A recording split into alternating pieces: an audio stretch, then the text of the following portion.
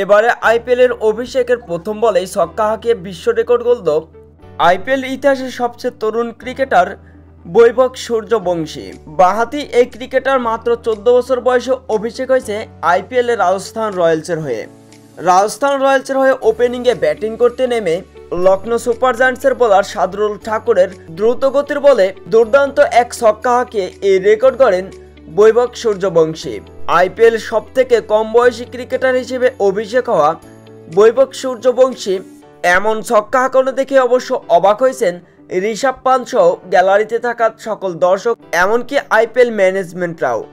কেননা আইপিএলে এর আগে এত অল্প বয়সে কোনো ক্রিকেটারই অভিষেক হয়নি।